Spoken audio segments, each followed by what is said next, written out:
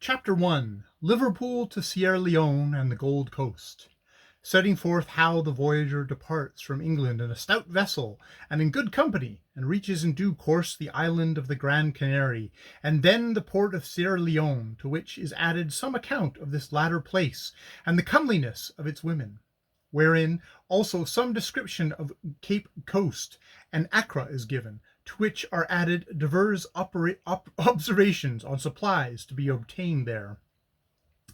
The west coast of Africa is like the Arctic regions in one particular, and that is that when you have once visited it, you will want to go back there again. And now I come to think of it, there is another particular in which it is like them, and that is that the chances you have of returning from it at all are small, for it is a belle dame sans merci. I succumbed to the charm of the coast as soon as I left Sierra Leone on my first voyage out, and I saw more than enough during that voyage to make me recognize that there was any amount of work for me worth doing down there. So I warned the coast I was coming back again, and the coast did not believe me, and on my return to it a second time displayed a genuine surprise, and formed an even higher opinion of my folly than it had formed on our first acquaintance, which is saying a good deal. During this voyage in 1893, I had been to Old Calabar, and its governor, Sir Claude MacDonald, had heard me expatiating on the absorbing interest of the Antarctic drift, and the importance of the collection of freshwater fishes, and so on. So when Lady MacDonald heroically decided to go out to him in Calabar, they most kindly asked me if I would join her, and make my time fit hers for starting on my second voyage. This I most willingly did, but I fear that very sweet and gracious lady suffered a great deal of apprehension at the prospect of spending a month on board ship with a person so devoted to science as to go down the west coast in its pursuit. During the earlier days of our voyage, she would attract my attention to all sorts of marine objects overboard, so as to amuse me. I used to look at them, and think that it would be the death of me if I had to work like this, explaining meanwhile aloud that they were very interesting, but Haeckel had done them, and that I was out after freshwater fishes from a river north of the Congo this time, fearing all the while that she felt me unenthusiastic for not flying over into the ocean to secure the specimens. However, my scientific qualities, whatever they may amount to, did not blind this lady long to the fact of my being, after all, a very ordinary individual, and she told me so, not in these crude words indeed, but nicely and kindly, whereupon, in a burst of gratitude to her for understanding me, I appointed myself her honorary aide-de-camp on the spot, and her sincere admirer I shall remain forever, fully recognizing that her courage in going to the coast was far greater than my own, for she had more to lose than had fever claimed her, and she was in those days by no means under the spell of Africa. But this is anticipating. It was on the 23rd of December, 1894, that we left Liverpool in the Batanga, commanded by my old friend Captain Murray, under whose care I had made my first voyage. On the 30th we sighted the peak of Teneriffe early in the afternoon. It displayed itself, as usual, as an entirely celestial phenomenon. A great many people miss seeing it. Suffering under the delusion that Il Pico is a terrestrial affair, they look in vain somewhere about the level of their own eyes, which are striving to penetrate the dense mass of mist that usually enshroud its slopes by day, and then a friend comes along and gaily points out to the newcomer the glittering white triangle somewhere near the zenith. On some days the peak stands out clear from the ocean to summit, looking every inch and more of its 12,080 feet. And this is said by the Canary fishermen to be a certain sign of rain or fine weather, or a gale of wind. But whenever and however it may be seen, soft and dreamlike in the sunshine, or melodramatic and bizarre in the moonlight, it is one of the most beautiful things the eye of man may see. Soon after sighting Teneriffe, La Crotte showed, and then the Grand Canary. Teneriffe is perhaps the most beautiful, but it is hard to judge between it and Grand Canary as seen from the sea. The superb cone this afternoon stood out a deep purple against a serpent green sky, separated from the brilliant blue ocean by a girdle of pink and gold cumulus, while Grand Canary and La Crotte looked as if they were formed from fantastic shaped sunset cloud banks that by some spell had been solidified. The general color of the mountains of Gran Canaria, which rise peak after peak until they culminate in the Pico de las Nieves, some 6,000 feet high, is a yellowish red, and the air which lies among their rocky crevices and swathes their softer sides is a lustrous blue. Just before the sudden dark came down, and when the sun was taking a curve out of the horizon of sea, all the clouds gathered round the three islands, leaving the sky a pure amethyst pink, and as good night to them the sun outlined them with rims of shining gold, and made the snow-clad peaks of Tenerife blaze with star-white light.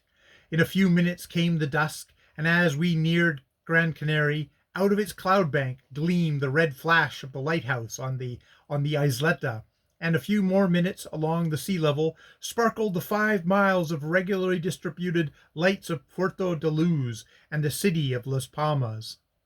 We reached Sierra Leone at 9 a.m. on the 7th of January, and as the place is hardly so much in touch with the general public as the Canaries are, I may perhaps venture to go more into details regarding it. The harbor is formed by a low, long strip of land to the north called the Bullen Shore, and to the south by the peninsula terminating in Cape Sierra Leone, a sandy promontory, at the end of which is situated a lighthouse of irregular habits.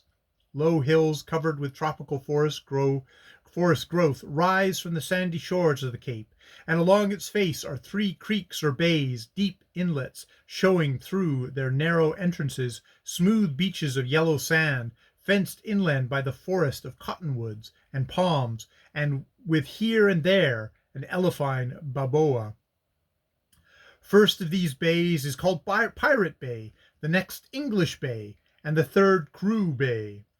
The wooded hills of the cape rise after passing Crew Bay and become spurs of the mountain, 2,500 feet in height, which is the Sierra Leone itself. There are, however, several mountains here besides the Sierra Leone, the most conspicuous of them being the peak known as Sugarloaf, and when seen from the sea they are very lovely, for their form is noble, and a wealth of tropical vegetation covers them, which, unbroken in its continuity, but endless in its variety, seems to sweep over their sides down to the shore like a sea, breaking here and there into a surf of flowers. It is the general opinion, indeed, of those who ought to know that Sierra Leone appears at its best when seen from the sea, particularly when you are leaving the harbor homeward bound, and that here its charms, artistic, moral, and residential, end. But from the experience I have gained of it, I have no hesitation in saying that it is one of the best places for getting luncheon in that I have ever happened on, and that a more pleasant and varied way of spending an afternoon than going about its capital, Freetown, with a certain Irish purser, who is well known as he is respected among the Leviathan old Negro ladies, it would be hard to find. Still, it must be admitted, it is rather hot. Freetown, its capital, is situated on the northern base of the mountain, and extends along the seafront with most businesslike wharves, quays, and warehouses. Viewed from the harbor, the Lvrpl of West Africa, as it is called, looks as if it were built of grey stone, which it is not. When you get ashore, you will find that most of the stores and houses, the majority of which, it may be remarked, are in a state of acute dilapidation, are of painted wood, with corrugated iron roofs. Here and there, though, you will see a thatched house, with its thatches covered with creeping plants and inhabited by colonies of creeping insects.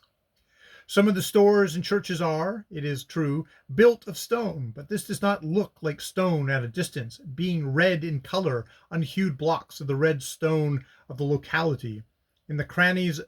of these buildings, trailing plants covered with pretty mauve or yellow flowers take root, and everywhere along the tops of the walls and in the cracks of the houses are ferns and flowering plants. They must get a good deal of their nourishment from the rich, thick air, which seems composed of 85% of warm water and the remainder of the odorous frangipani, orange flowers, magnolias, oleanders, and roses, combined with others that demonstrate that the inhabitants do not regard sanitary matters with the smallest degree of interest.